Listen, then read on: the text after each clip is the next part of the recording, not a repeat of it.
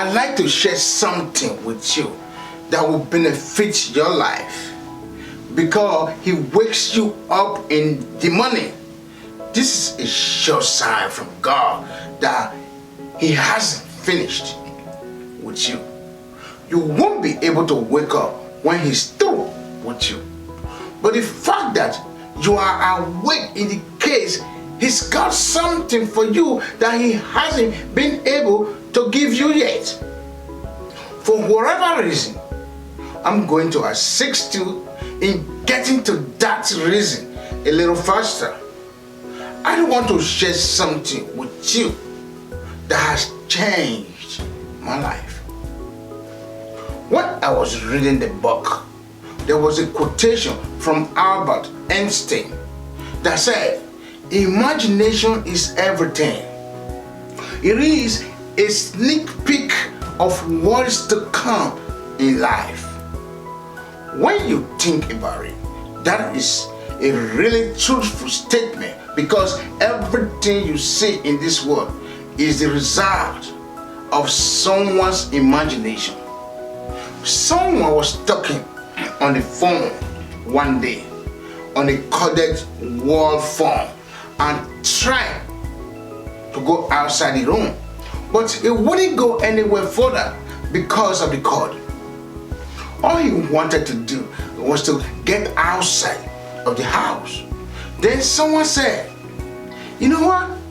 I wish I had the ability to take this phone outside without a cord."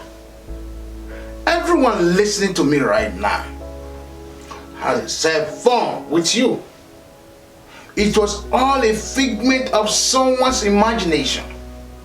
That was someone's stuff. Everything was conjured up by someone. Someone had had enough of walking and thought of automobiles. Someone grew weary of driving automobiles and thought of flying. "We're going to fly," someone said. Everyone in this room right now has traveled by plane. As you can see, your imagination is proof of things you haven't seen. You can see why it is called proof of things not seen, because it's all in your head. You are the only one who has access to it. You are the only one who has access to it.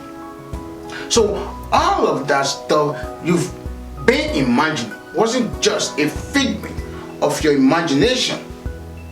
When you picture anything, it's essentially God giving you a sneak peek at a future attraction. He has planned it for you. That is the nature of your imagination. Why do you keep fantasizing about having a second home?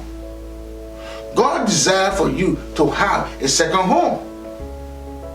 Why do you constantly visualize yourself in another work as a supervisor? Because God truly desires for you to have it. You keep dreaming of starting a business one day, because that's exactly what God has planned for you. And He implanted it in your mind. The issue with your imagination is that you tell the wrong people about it. Telling a small-minded person about a grandiose dream will kill it. You can't do that. Oh my goodness. Consider this in your own life. How many times have you had a fantastic idea and told your family and friends about it, only to have them dismiss it? Do you know why it was shut down? Because God didn't place it in their minds. They couldn't perceive it. He slid it into your bag. It was your proof of things you couldn't see. Take a look at everything you've been imagining. You should get started on it right away since that's what God has in store for you. Your true life exists only in your head. That's what I'm here to tell you. I'm not here by chance. I am here because He planted this idea in my head. I did nothing but hold on to that concept. All I did was keep hoping. I could only hope that what I had written on the paper would come true. It wasn't always about a lack of faith. I didn't always believe it. How do you imagine yourself as a star when you are homeless and living in your car? But I just kept thinking about it. My mother was a rice seller, and I remember her saying, God didn't bring you this far to abandon you. What do you believe? The reason He keeps waking you up, because He's got more in store for you. He's got a lot more in store for you, including plans. What? He relies on your belief. All He asks is for you to call Him. He wants you to resurrect your creativity and go for it. You must strive to stop waking up thinking you have no say in your life, that you have a choice in this matter, and that you are powerless to stop what has occurred to you. Take action in response to what has occurred to you. Life is made up of 10% of what happens to you and 90% of what you do about it. Someone in your family will pass away. Someone is going to lose their job in this place. Someone is going to get evicted today. Someone will be laid off and a big business will close. That's how life is. Someone you care about is about to break up with you. That's how life is. But what are your plans for dealing with it? Because it's going to happen anyhow. Believe me when I say that, you should go home and pray to God to expand your imaginations. Then follow it with everything you have and watch what He does for you. Everyone listening to me right now is looking for two things. Everyone aspires to be successful and content in their lives. I am going to tell you something about that. And that happiness and success are for everyone. But I'm going to tell you something. You have to change your mindset. If you want to be successful, you must make a change right now. The distinction between successful and unsuccessful people can be found right here. It doesn't make any difference.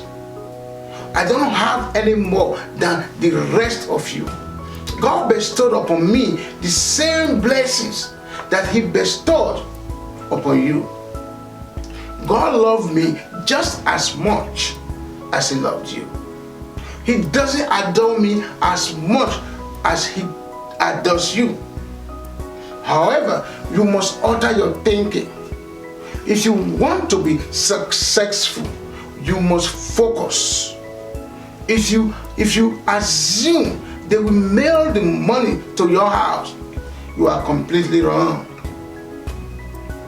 If you believe they will pay for your transportation and make things simple for you, you are mistaken. You must adjust your mindset if you want to be successful. You will need to believe in yourself. If you don't have faith, if you don't have a relationship with God, you are going to make this a lot more difficult than it needs to be. And I'm flat right now. I will tell you that take a look at him. Do you believe you can succeed without God? Let me inquire as to how that is going for you. I'm here to tell you that you can start from nothing and achieve greatness, but you will need God. You can think of another way, but there isn't a book on the market that tells you how to make it without God. There are thousands of books about faith and how to develop it in your relationship with God. You won't be able to make it without it. You have the options of short-circuiting your ticket. He never made a person for whom he didn't have a gift. All you have to do now is find out what gift he given you and put it to good use. According to the Bible, your gift will make room for you. Let me tell you about something God once told me. Master Caesar, do you see what he's driving? He remarked. Take a look at the house he dwells. What will you find out later? It took me approximately 10 months, and I was contemplating it at the time. I made the decision to return home to my fort. I truly did. You will have to make some choices in your life, but you've been given this gift. Your gift is the thing you excel at the most. That is your deity. He didn't keep it hidden. He didn't bury it in the sand. He didn't store it away in the sea. It ain't worth a dime. There is no need for a map to locate it. When God created it, He put it right here for you. You've all been given something. According to the Bible, your gift will make way for you and place you in the company of great men.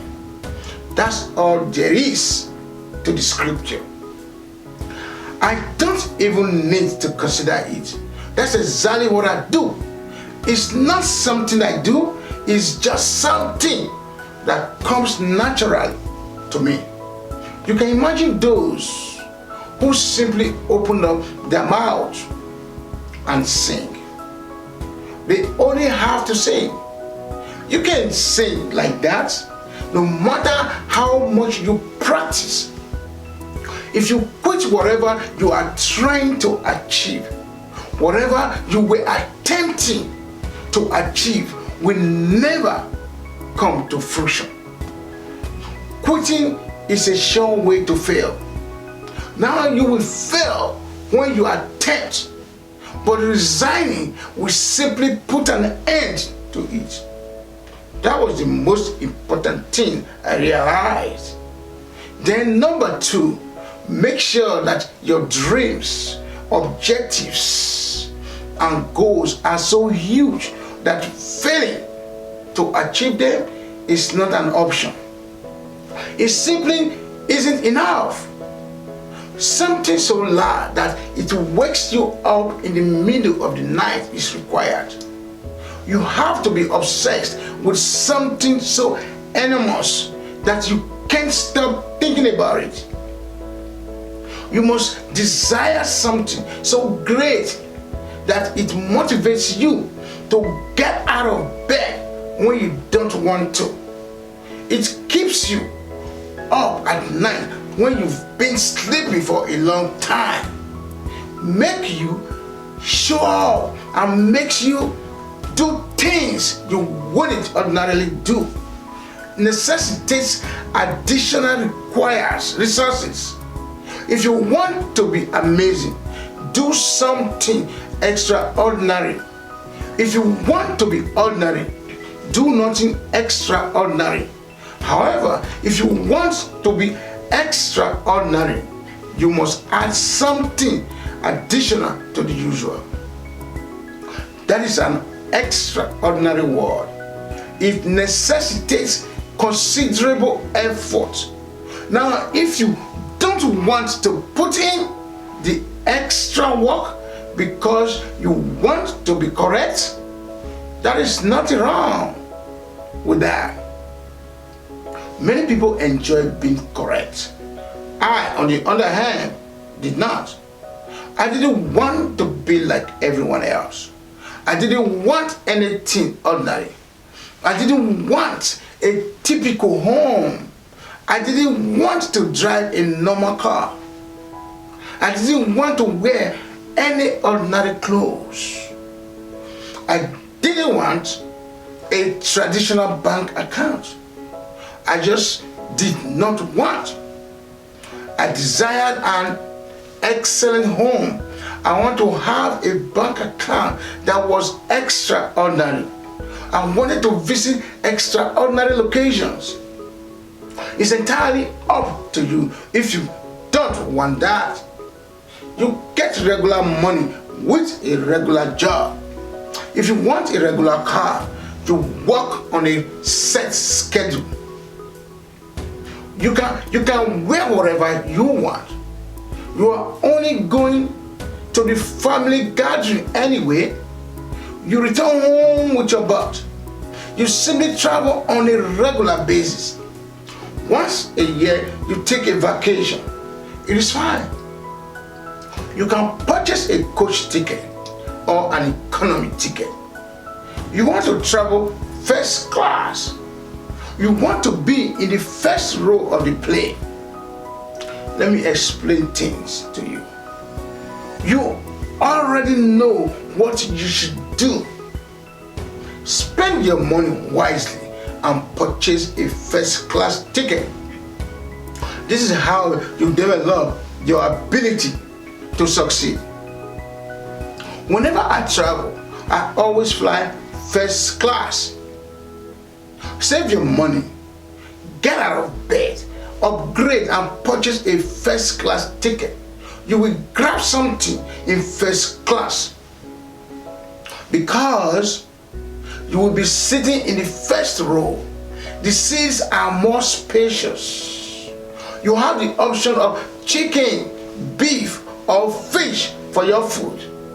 They give you a bowl of warm nuts and a hot towel to wipe your hands with. What do you believe? They close the curtain to first class when the plane takes off because they can't let ordinary people to see what's going on up there, because you are going to want it back, but you didn't pay for it. What are they up to anyway? More nuns are being served. Wait a minute, where are our nuns? The food was not charged to them. There was no charge for the food. The headset was not paid for. They are consuming all of the fames. Why don't we have something like that? You didn't pay for it after all. As a result, they drew the curtain closed. As a result, they won't have to deal with your normal scumbag. I'm curious in what's going on in first class. When you purchase a first class ticket, it becomes quite difficult to walk past those seats next time. Now you will understand what's going on. As a result, when you treat yourself like a first class passenger, you are programming your mind to act and behave in ways that creates first class results. As a result, if you ever fly first class, you will never fly coach again. Coaches are small, cramped seats. You are in the middle seat and you are close to the restroom. The chair does not swivel. It's a disaster. Seats are spacious in first class.